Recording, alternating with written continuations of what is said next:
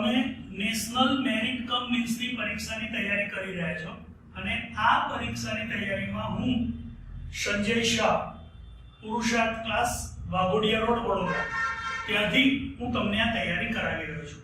તો આપણે હવે જે ગણિત છે એમાં તમારું 20 ગુણનું ડી વિભાગમાં પૂછાવાનું છે અને આ જે 20 ગુણનું પૂછાય છે એના આપણે એક એક ટોપિક આપણે લેતા જઈએ।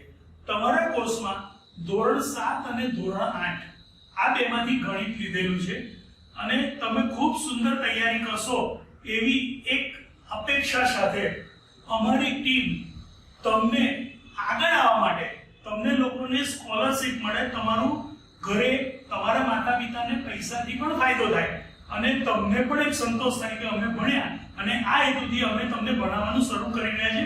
ચલો વી સ્ટાર્ટ। તો સૌથી પહેલા તો તમે એવું વિચારો કે કોઈ પણ અંગ્રેજીની ફકરો વાંચો, ચોપડી વાંચો, નોટ વાંચો, ગમે તે વાંચો, મૂળ તો 26 અક્ષરોથી જ બનેલું છે, એ થી ઝેડ। ગુજરાતી લો તો કક્કાથી બનેલું છે। બસ આવું જ આપણું ગણિત। કોઈ પણ સંખ્યા લઈએ ને યાર, ખાલી આ 10 અંકો, કેટલા અંક છે કુલ ખબર છે? 10 અંક। કયા કયા અંકો? It start with 0। 0 એ પહેલો અંક છે, 0 પહેલો અંક છે। 1 2 3 અને આ રીતે આપણે 9 સુધી અંક આવે અને આમ 10 અંક દ્વારા આપણને આ આખા ગણિતના બધા અંકો બનેલા છે। તમને પ્રશ્ન પૂછાય કે કેટલા અંકો આવેલા છે? કુલ 10 અંક છે। કયા કયા? 0 થી લઈને 9 સુધી। હવે કોઈ પણ સંખ્યા લખીએ આપણે, હું લખું છું ધારો કે, તો એને તમારે આપણી ભારતીય પદ્ધતિ પ્રમાણે કેવી રીતે અલ્પવિરામ મૂકવાના? તો હંમેશા હું વારંવાર કહું છું, કયો હાથ સારો તમારો? જમવા માટે કયો હાથ વાપરો છો? જમણો હાથ। તો આ સંખ્યાની જમણી બાજુથી 1 2 3 ગણીને અલ્પવિરામ કરી દો, ફરી બીજા 2 અલ્પવિરામ કરી દો અને બબ્બે કરતા જાઓ। અલ્પવિરામ થઈ ગયા પછી તમારે અંકને ઓળખવાનો છે। તો જો આ સૌથી જે છેલ્લે હોય ને જમણી બાજુનો પહેલો, એને કહેવાય એકમનો અંક। પછી જે છે એને કહેવાય દશકનો અંક। પછી જે છે એને કહેવાય 100 અથવા તો શતક।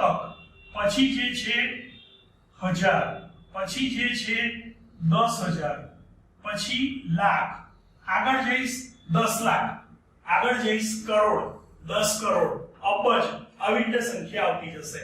આપણે અલ્પવિરામ કરેલા છે। હવે આ સંખ્યાને કેવી રીતે વંચાય? જો 4 લાખ, આ 10000 વાળી અલ્પવિરામ અહીંયા છે એટલે 35, 35894। કેવી રીતે બોલાય? હું લખીને બતાવી દઉં છું। 4,35,894 આ રીતે બોલાય। અલ્પવિરામ પદ્ધતિ ખબર પડી ગઈ? ભારતીય પદ્ધતિ મુજબ 3 પછી અલ્પવિરામ, પછી દર બબ્બે અલ્પવિરામ કરવાના। પહેલી સંખ્યા એકમ, જમણી બાજુથી દશક, 100, 1000, 10000, લાખ અને 10 લાખ, કરોડ, આ રીતે સંખ્યા આગળ વધશે। હવે આપણે એક બહુ સરસ મજાના પ્રશ્ન પૂછાય છે કે નાની મોટી સંખ્યા આપણને આંક આપશે અને એ આંક ઉપરથી નાની મોટી સંખ્યા બનાવવાની। માનો કે મને આંક આપી છે 4 7 2 9। આ 4 અંકોનો ઉપયોગ કરીને મને એવું કીધું છે કે નાનામાં નાની સંખ્યા બનાવો। નાનામાં નાની બનાવી હોય તો સૌથી નાની પહેલા લેવાની। કઈ છે ભાઈ? બગડે 2। હવે તમે 2 ઉપર આંગળી દાબી દો, તમને 3 સંખ્યા દેખાય છે। જુઓ કઈ કઈ? 4 7 અને 9। આ ત્રણમાં કઈ નાની છે? 4। હવે 4 અને 2 પર આંગળી દાબી દો, કઈ રહી? 7 અને 9। એમાં નાની કઈ છે? 7 અને એના પછી 9। તો આ 4 આંકડાની આ 4 અંકોથી નાનામાં નાની મેં સંખ્યા બનાવી। બરાબર? આથી મોટું ઊંધું કરીએ આપણે કે મોટી સંખ્યા, મોટામાં મોટી સંખ્યા। ઊંધું કરવાનું તમારે, સૌથી મોટી સંખ્યા શોધી કાઢો 9। 9 સિવાય 7 4 અને 2 0 સૌથી નાની લેવાની અને જો બે એક સરખી સંખ્યા આવે તમને કોઈ રકમમાં આવું આપી દે 3 3 5 8 હવે આની બનાવો નાનામાં નાની તો તમને કહે સાહેબ આ તો બે વખત 3 છે હું શું કરી કઈ ડરને કા નહીં ગણિત બહુ સહેલું છે એકદમ સરળ ગમે તે લઈ લો પહેલા લઈ લો 3 હવે બાકીનામાં નાની તો કે 3 પછી નાની 5 અને પછી નાની 8 તો નાની સંખ્યા છે મોટી સંખ્યા કે તો 8 5 3 3 એટલે કે 8533 આ રીતે થઈ ગઈ હવે ચડતા ક્રમમાં ને ઉતરતા ક્રમમાં સેમ રીત તમને આ સંખ્યા લખી નાનામાં નાની એટલે કે નાનાથી આપણે ઢાળ ચડવાનો એટલે આ કઈ થઈ ગઈ ખબર છે ચડતા ક્રમમાં થઈ ગઈ અને ઉતરતા ક્રમમાં એટલે પહેલા મોટી આવે અને પછી નાની આવે તો તમે ઉતરતા ક્રમમાં પણ બનાવી શકશો સ્થાન યાદ રાખજો આ એકમ દશક 100 1000 10000 લાખ 10 લાખ કરોડ 10 કરોડ અબજ અને આ રીતે સંખ્યા અલ્પવિરામ કેમ મૂકવાના પહેલેથી 3 પછી દરેક વખતે 2 2 2 2 2 આ ભારતીય પદ્ધતિ છે જ્યારે બ્રિટિશ પદ્ધતિમાં દર 3 3 અલ્પવિરામ મૂકવામાં છે પણ આપણે અત્યારે આપણા દેશમાં છે એટલે એની મને જરૂર નથી હવે આજે સ્થાનિક કિંમત તો બહુ નાના હતા ત્યારથી તમે ભણો છો જો તમને કોઈ એવું કે 343 માં આ 3 ની સ્થાનિક કિંમત કઈ તો તમને બહુ નાના હતા ત્યારે શું શીખવાડતા હતા ખબર છે એની પાછળ કેટલા અંકો એટલા મીંડા મૂકી દો હું ધારો કે તમને એક સરસ મજાની સંખ્યા લખું છું ચાલો થોડીક મોટી લખું છું સહેજ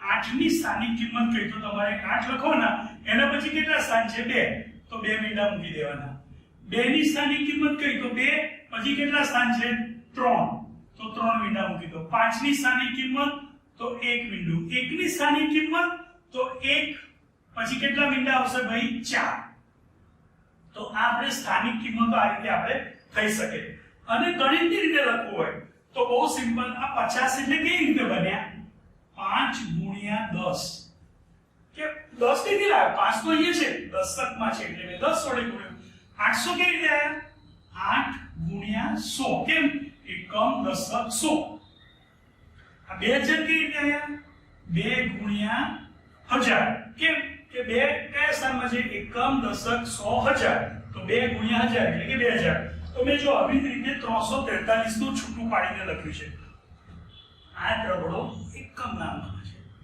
એટલે 3 ગુણ્યા 1 ચોગડે 4 દશક નામમાં છે 4 ગુણ્યા 10 આ તગડે 3 જો આ 3 એકમમાં છે પણ આ 3 શતકમાં છે 100 માં છે એટલે કે 3 ગુણ્યા 100 થઈ ગયું ભાઈ ઓકે સમજી ગયો ચલો જોઈ લો બોર્ડ પર બરાબર ધ્યાનથી આપણો અભ્યાસ ગણિતનો તમે કરી રહ્યા છો મને બહુ સરસ આનંદ થયો કેટલું સરસ તમે ધ્યાનથી જુઓ છો તો હવે આપણે આગળ જોઈએ આસન્ન મૂલ્ય એટલે કયું ભાઈ ખબર છે આશરે કિંમત આશરે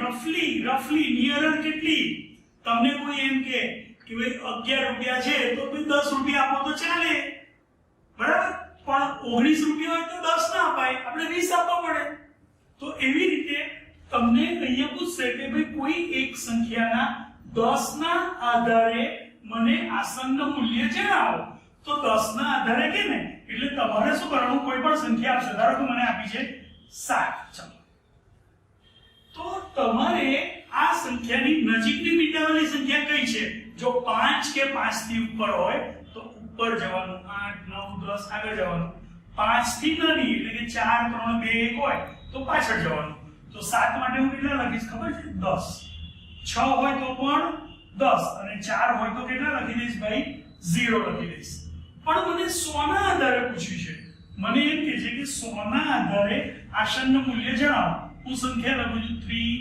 384 100 માં કેટલા મીંડા છે 2 એટલે તમારે 2 મીંડા કરી દેવાના અને આ બે સંખ્યા જોવાની બે આંકડાની હોય તો 50 કે 50 થી વધારે હોય તો આગળ એક ઉમેરી દો 400 ધારો કે સંખ્યા છે 734 100 ના આધારે પૂછ્યું છે આનું મને 100 ના આધારે પૂછ્યું છે એટલે હું છેલ્લા બે મીંડા 50 થી નાની એટલે 7 જ લખીશ.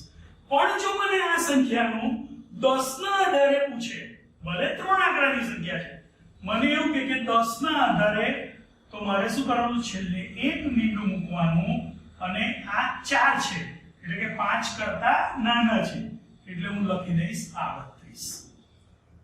એવી રીતે હજારના આધાર માટે મને રકમ આપી છે 6213.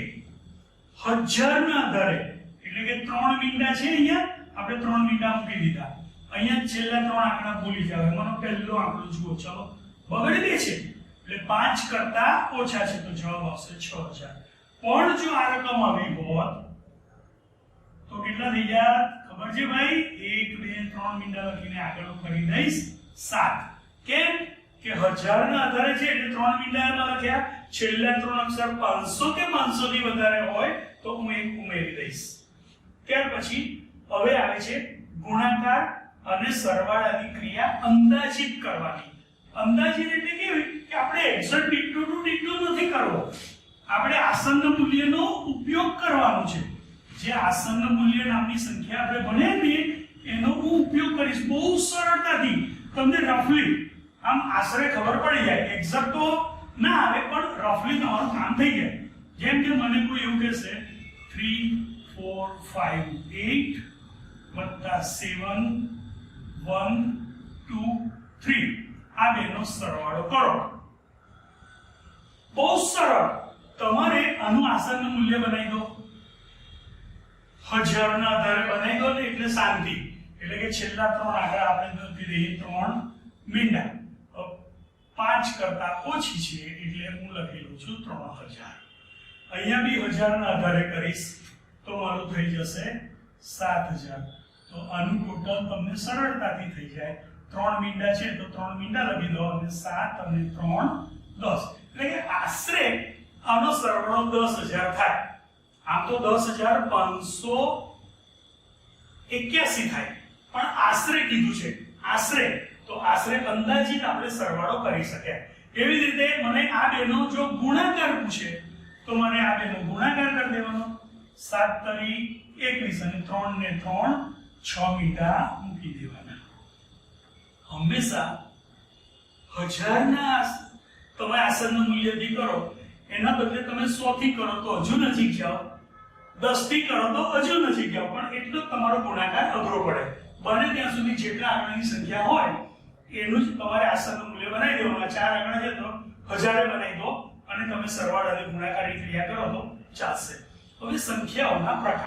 મારું નામ ભાવિશા પ્રણય ભાવસાર, હું પુરુષાર્થ ક્લાસ વાઘોડિયા રોડ વડોદરાથી તમને આ ટોપિક સમજાવું છું.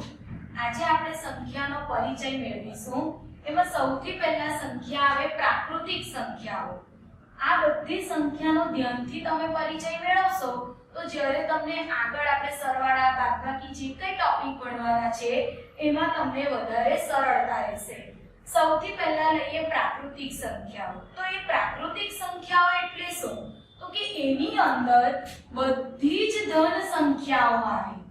પ્રાકૃતિક સંખ્યાનો મતલબ કે બધી જ ધન સંખ્યા. હવે તમે વિચારો કે ધન સંખ્યા ક્યાંથી શરૂઆત થાય? તો કદાચ કોઈના મનમાં એવું થાય શૂન્ય. તો ના ભાઈ, શૂન્યથી ધન સંખ્યા શરૂઆત ના થાય. ધન સંખ્યાની શરૂઆત થાય 1 થી થાય. 1 થી તમે ધન સંખ્યાની શરૂઆત કરો તે અનંત સુધી આ બધી સંખ્યાઓ ભેગી મળે કોઈ એક સ્થાનમાં, કોઈ એક ઘરમાં રહે છે. તમે એવું વિચારો, અને આ બધી ધન સંખ્યાઓ જે ઘરમાં રહે એ ઘરનું નામ છે પ્રાકૃતિક સંખ્યાઓ, જેને આપણે અંગ્રેજીની અંદર નેચરલ નંબર્સ એટલે કે કેપિટલ N દ્વારા દર્શાવીશું. બરાબર? તમને એવું પૂછવામાં આવે કે ભાઈ સૌથી નાની પ્રાકૃતિક સંખ્યા કઈ? તો સૌથી નાની પ્રાકૃતિક સંખ્યા 1 આવે. સૌથી મોટી કઈ? તો એનો આપણી પાસે જવાબ નથી, કારણ કે પ્રાકૃતિક સંખ્યાઓ અનંત સુધી વિસ્તરેલી છે. ત્યાર પછી આવે પૂર્ણ સંખ્યાઓ. હવે આમાં પૂર્ણ સંખ્યાઓ એટલે કઈ? તો આ 1 થી શરૂ થાય ને આ બધી જ સંખ્યાઓ તો અંદર આવશે જ, પણ હજી બીજી કઈ સંખ્યા આવે? તો એક જ સંખ્યા એની અંદર ઉમેરાશે. કઈ? તો કે શૂન્ય. શૂન્યનો સમાવેશ થઈ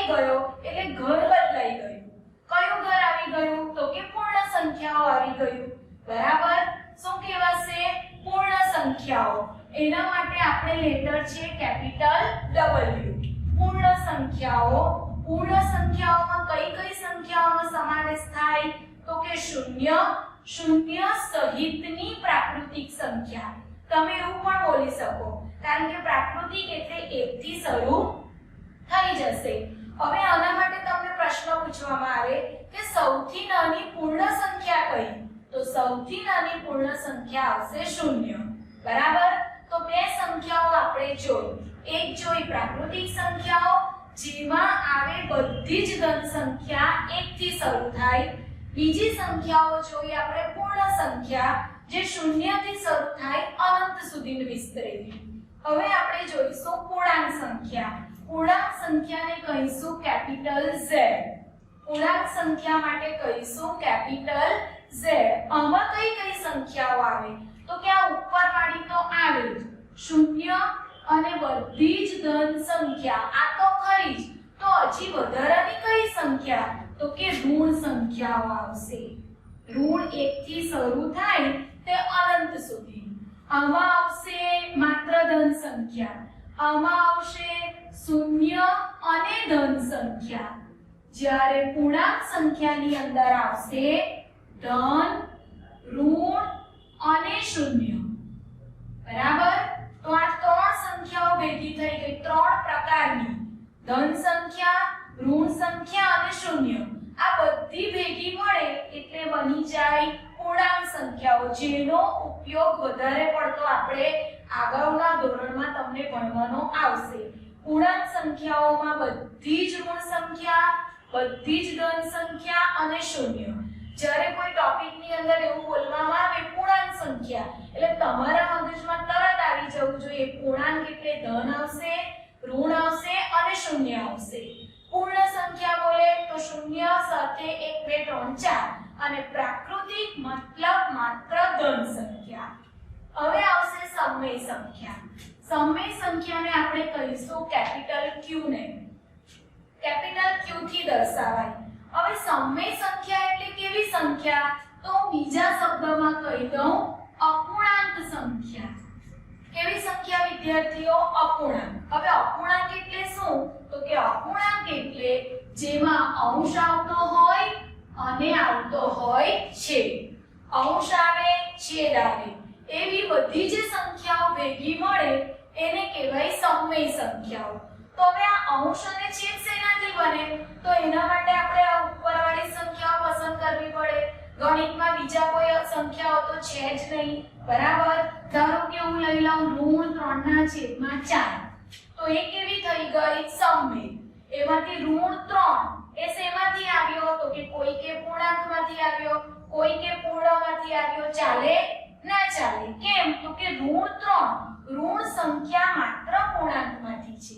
અને 4 ની વાત કરો તો 4 માટે તમે પૂર્ણાંક બી બોલી શકો, તમે પૂર્ણ પણ બોલી શકો, પણ મુખ્ય એનું મેઇન ઘર કયું તો કે પ્રાકૃતિક સંખ્યા. કારણ કે 4 ત્યાંથી બીજા બે ઘરમાં આવે છે. કમ્પ્લીટ. પછી આ તો આપણી સાદો અપૂર્ણાંક થયો. પછી આવે મિશ્ર અપૂર્ણાંક. બરાબર? આ પણ શેની અંદર આવશે? સમય સંખ્યામાં આવશે. મિશ્ર અપૂર્ણાંક, 2 પૂર્ણાંક 3 ચતુર્થાંશ. અને તમે વાંચી શકો 2 પૂર્ણાંક 3 ચતુર્થાંશ જેને કહેવાય મિશ્ર અપૂર્ણાંક. આ કહેવાય સાદો અપૂર્ણાંક. હવે હું લઉં 3.5 તો આને કહેવાય દશાંશ અપૂર્ણાંક. આ બધી સંખ્યાઓનો સમાવેશ શેમાં થાય? સમય સંખ્યામાં થાય. પણ હવે ધારો કે હું બીજી સંખ્યા લઉં, એના પછીનો ટોપિક અસમય સંખ્યા.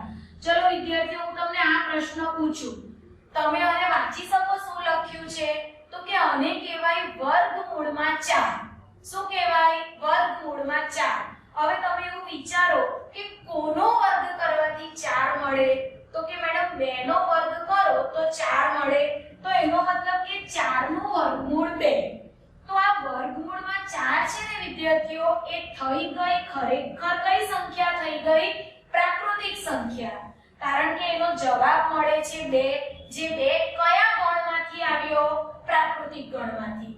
પણ તમને પૂછવામાં આવે વર્ગમૂળમાં 3. ચલો 3 કોઈનો વર્ગ કરવાથી મળે? નથી મળતું. વિચારો 1 નો વર્ગ 1, 2 નો વર્ગ 4, 3 નો વર્ગ 9, પણ 3 કોઈનો વર્ગ કરવાથી ના મળે, માટે આ વર્ગમૂળમાં 3 છે એને કહેવાશે અસમય સંખ્યા. કેમ? તો કે એનું વર્ગમૂળ નથી નીકળતું. ધારો કે આ 4 આપણે 4 વર્ગમૂળમાં લીધું એટલે એ પ્રાકૃતિકમાં ગઈ, પણ એને હું આ પ્રમાણે લખી દઉં. આ ખાંચાની અંદર મેં કઈક અંક લખ્યો છે, એ જે ખાંચાની અંદર 3 લખ્યા એને કહેવાય ઘનમૂળ. તો ઘનમૂળમાં 4 નું ઘનમૂળ નીકળતું નથી, માટે ઘનમૂળમાં 4 કેવી સંખ્યા થશે? અસમય સંખ્યા થશે. તો આ આપણી સંખ્યાઓનો ટોપિક પૂરો થયો. વિદ્યાર્થીઓ, હવે આપણે સંખ્યાઓનો પરિચય મેળવ્યો કે ભાઈ આપણા ગણિતમાં કયા કયા પ્રકારની સંખ્યા આવે. હવે આપણે એ સંખ્યાઓના ગુણધર્મો જોઈશું. બરાબર? એમાં સૌથી પહેલા આપણે જોઈશું સમૃદ્ધતાનો ગુણધર્મ. એટલે શું? સમૃદ્ધતા એટલે શું? તો કે કોઈ પણ બે પ્રાકૃતિક સંખ્યા લો. યાદ આવી પ્રાકૃતિક સંખ્યા કેવી? બધી ધન સંખ્યા. કોઈ પણ બે ધન સંખ્યા લો, એનો સરવાળો કરો અને જવાબ તમને ધન સંખ્યા જ મળે, તો એ કહેવાય સમૃદ્ધતાનો ગુણધર્મ. ધારો કે હું બે પૂર્ણાંક સંખ્યા લઉં છું. ચલો, પૂર્ણાંક સંખ્યા એટલે યાદ કરો કેવી આવશે? તો કે પૂર્ણાંક સંખ્યાની અંદર ઋણ સંખ્યા પણ આવે, ધન સંખ્યા પણ આવે અને શૂન્ય પણ આવે. ધારો કે મેં આ બે સંખ્યાઓ લીધી છે, બંને પૂર્ણાંક સંખ્યા કહેવાય. હું આ બેનો સરવાળો કરીશ, પણ બંનેના ચિહ્ન જુદા જુદા છે, એટલે 5 + 3 આ બેનો સરવાળો કરતા મળશે 2. તમે કહેશો મેડમ સરવાળો કરતા 2 મળે, પણ બંનેના ચિહ્ન જુદા જુદા, એટલે એમની વચ્ચે થાય બાદબાકી અને જવાબ આગળ મોટી રકમનું ચિહ્ન. તો તમે જોઈ શકો કે મેં બે પૂર્ણાંક સંખ્યાનો સરવાળો કર્યો તો જવાબ મને પૂર્ણાંક સંખ્યા મળી, કારણ કે પૂર્ણાંક એની અંદર 2 પણ આવેલો છે. તો એને કહેવાય સમૃદ્ધતાનો ગુણધર્મ. બરાબર? બે સમય સંખ્યાનો તમે સરવાળો કરો. સમય સંખ્યા ધારો કે આપણે લઈએ 2/3 વત્તા 5/3. આના તો આપણે સરવાળો કરતા હું તમને શીખવાડીશ. અત્યારે તમારે એના છેદ જોવાના. બંનેના છેદ સરખા એટલે હું 3 લઈ લઉં એક વખત. અંશમાં થશે 2 + 5, તો જવાબ મળશે 7/3. તો એ સમય સંખ્યા, બે સમય સંખ્યાનો સરવાળો કર્યો તો જવાબ સમય સંખ્યા જ મળે, તો એને કહેવાય સમૃદ્ધતાનો ગુણધર્મ. જે તમારે શું કરવાનું તો કે બધી સંખ્યાઓ માટે જ્યારે ફ્રી બેઠા હોય ને વિદ્યાર્થીઓ, ત્યારે વિચાર બધી સંખ્યાઓ આપણે જે શીખવાડી દરેકમાંથી બબ્બે સંખ્યા લેવાની, એનો સરવાળો કરવાનો, જોવાનો જવાબ કે ભાઈ એના જ ઘરમાંથી કોઈ જવાબ આવ્યો તો એ ગુણધર્મ સમૃદ્ધતાનો એને માટે લાગુ પડે. હવે આપણે લઈ લઈએ ક્રમનો ગુણધર્મ. હવે ક્રમમાં કેવું હોય કે જુઓ, હું કરું 3 + 5. કઈ બે સંખ્યાનો સરવાળો કર્યો તો કે અત્યારે મેં લીધી છે બે પ્રાકૃતિક સંખ્યા 3 અને 12. એનો સરવાળો કરતા મને જવાબ મળ્યો 15. પણ હવે એવું કે ક્રમ બદલી કાઢો. ઠીક છે, ચલો ક્રમ બદલી કાઢીશું. તો ક્રમ બદલતા મળશે 12 + 3, તો પણ જવાબ 15 મળે. મળ્યો 15. એનો મતલબ કે આ ક્રિયા, સરવાળાની ક્રિયા એ ક્રમના ગુણધર્મનું પાલન કરે છે. ક્રમનો ગુણધર્મ સરવાળા માટે લાગુ પડે. તો જરા બાદબાકી માટે વિચારી લઈએ. ચલો 12 - 3, તો તમને જવાબ મળશે 12 માંથી 3 જાય તો 9. પણ 3 - 12 કરીશ તો બોલો વિદ્યાર્થીઓ કયો જવાબ આવશે? તો કે જ્યારે આની આગળ કઈ નથી એટલે ધન કહેવાય. બંનેના ચિહ્ન જુદા જુદા, હું બાદબાકી કરીશ તો જવાબ આગળ મોટી રકમનું ચિહ્ન માઈનસ. તો તમે જોઈ શકો કે જો તમે જ્યારે બાદબાકીની અંદર ક્રમ બદલો તો જવાબ બદલાઈ જાય છે, જ્યારે સરવાળામાં ક્રમ બદલો તો જવાબ બદલાતો નથી. એનો મતલબ ક્રમનો ગુણધર્મ સરવાળાની ક્રિયામાં લાગુ પડે, બાદબાકીની ક્રિયામાં લાગુ પડતો નથી. આપણા ગણિતની અંદર કુલ 4 ક્રિયા થાય: સરવાળાની ક્રિયા, બાદબાકીની ક્રિયા, ગુણાકાર અને ભાગાકાર. તો આપણે ગુણાકાર ભાગાકાર માટે ચેક કરી લઈએ. તો આપણે લખીશું 12 ગુણ્યા 3.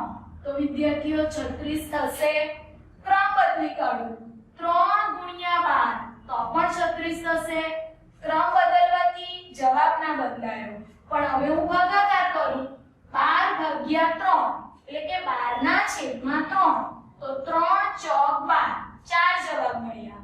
પણ હું 3 ભાગ્યા 12 કરું એટલે કે 3 ના છેદમાં 12, તો આવી 3 ચોક 12 જ થાય ને મેડમ, પણ કઈ અંશમાં કઈ જ નથી વધ્યું, એટલે આનો જવાબ કહેવાય 1 ના છેદમાં 4. તો તમે જોઈ શકો કે ભાગાકારની ક્રિયામાં ક્રમ બદલવાથી જવાબ બદલાઈ જાય છે. બાદબાકીની ક્રિયામાં ક્રમ બદલો જવાબ બદલાઈ જાય, પણ જ્યારે સરવાળો અને ગુણાકારની ક્રિયા છે એમાં ક્રમ બદલવાથી જવાબ બદલાતો નથી.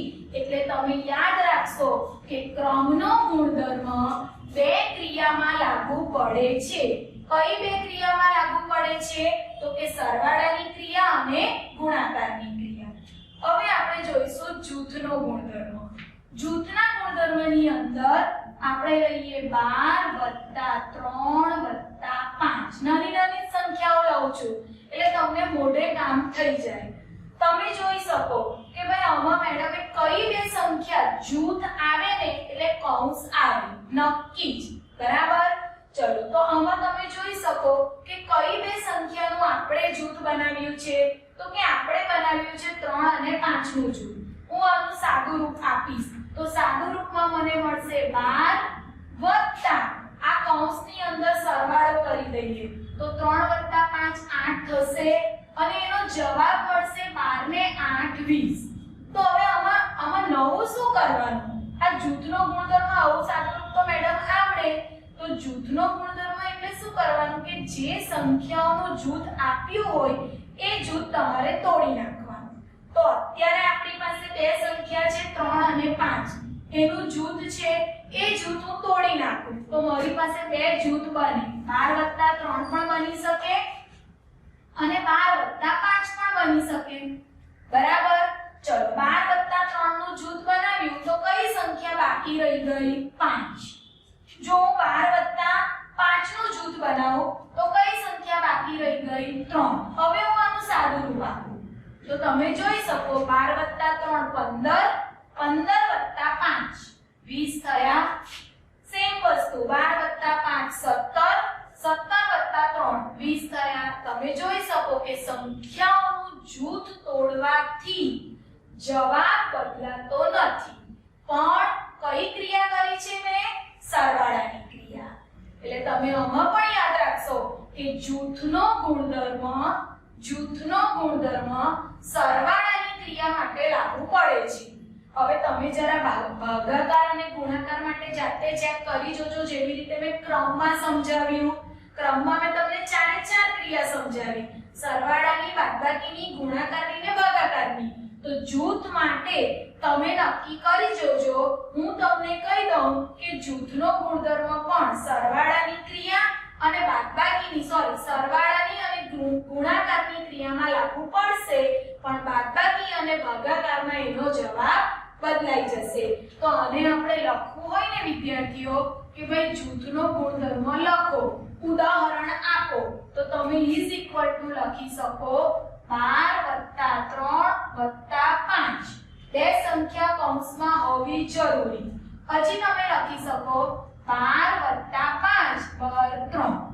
એક જ વસ્તુ યાદ રાખવાનું, કયું? તો કે જે બે સંખ્યા આપી હોય એનું જૂથ તોડી નાખવાનું અને એ સિવાયની સંખ્યા સાથે એની પેર બનાવવાની.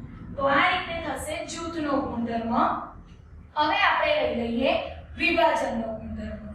જો વિદ્યાર્થીઓ વિભાજનમાં પણ કૌંસ આવશે, પણ વિભાજનમાં બે ચિહ્ન સાથે આવશે. સંખ્યાઓ આવશે ટોટલ 3. હું લઈ લઉં છું સંખ્યાઓમાં 5 7 9. ચલો આ 3 સંખ્યાઓ મેં લીધી છે. હવે વિભાજનના ગુણધર્મમાં કેવું હોય કે સંખ્યા આવે, સંખ્યા પછી કમ્પલસરી ગુણાકારનું ચિહ્ન, પછી આવશે કૌંસ.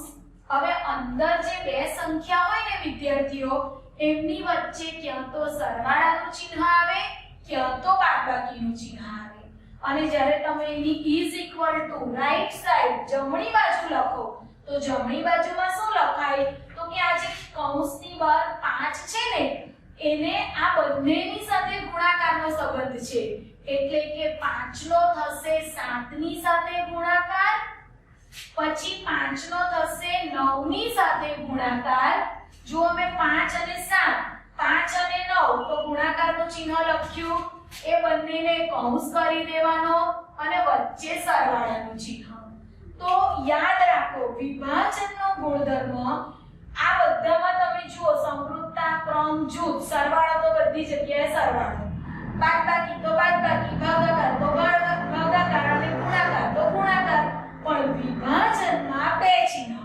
આની રિઝર્વ સેટ આ તો હટે જ ના ગુણાકાર તો આવે ને આવે જ પણ આ બેની વચ્ચે ક્યાં તો સરવાળો ક્યાં તો બાદબાકી હવે તમે જવાબ ચેક કરવા હોય તો કરી શકો જો 9 ને 7 અંદર સરવાળો છે બરાબર એટલે 9 ને 7 16 થશે 16 અને પછી 16 નો 5 ની સાથે ગુણાકાર તો કે 16 પંચા 80 આપણે રાઈટ સાઈડ નું સાદું રૂપ જોઈ લઈએ ચલો 5 ગુણ્યા 7 35 વત્તા 5 ગુણ્યા 9 45 બેનો આપણે સરવાળો કરીએ તો 5 ને 5 10 0 વધી પડી 1 4 ને 3 7 ને 1 8 બોલો વિદ્યાર્થીઓ બંને બાજુ સરખો જવાબ આવ્યો તો આને કહેવાશે વિભાજનનો ગુણધર્મ અને ત્યાર પછી આપણા હજી બે ગુણધર્મ બાકી સરવાળા વિશેની તટસ્થ સંખ્યા એવી કઈ સંખ્યા કે જેનો કોઈ પણ સંખ્યા સાથે તમે સરવાળો કરો તો જવાબ એ સંખ્યા પોતે જ આવે તમે જોઈ શકો તો કે 0 4 તમે લો 0 5 ના છેદમાં 3 બોલો તમને આ બેનો જવાબ ખબર વિદ્યાર્થીઓ તરત બોલશો 0 4 આવશે બરાબર 0 5 ના છેદમાં 3 તો કે 5 ના છેદમાં 3 આવશે કેમ આવું થયું તો કે 0 એ સરવાળા વિશેની તટસ્થ સંખ્યા છે 0 નો તમે કોઈ પણ સંખ્યા સાથે સરવાળો કરો 0 નો તમે કોઈ પણ સંખ્યા સાથે સરવાળો કરો તો જવાબ આવે એ જ સંખ્યા પોતે અને હવે આપણો ગુણાકાર વિશેની તટસ્થ સંખ્યા છેલ્લો ગુણધર્મ આમાં શું થશે તમે એવું વિચારો કે ભાઈ મારે 5 નો ગુણાકાર કરવો છે હું 5 નો ગુણાકાર કોની સાથે કરું તો મને જવાબ 5 મળે તો પાછું તરત આના મનમાં વિચાર આવી જાય મેડમ શૂન્ય લખી દો ને ભાઈ વિદ્યાર્થીઓ તમે 5 નો શૂન્ય સાથે ગુણાકાર કરો ને તો શૂન્ય જવાબ આવે પણ જો તમારે જવાબ 5 લાવવો હોય તો તમારે આ જગ્યા ઉપર લખવા પડે 1 એટલે કે 5 નો 1 ની સાથે ગુણાકાર કરો તો જવાબ મળે 5 આમ સરવાળા વિશેની તટસ્થ સંખ્યા 0 પરંતુ ગુણાકાર વિશેની તટસ્થ સંખ્યા 1 આવશે તો આ રીતે આપણા ગુણધર્મો પૂરા થયા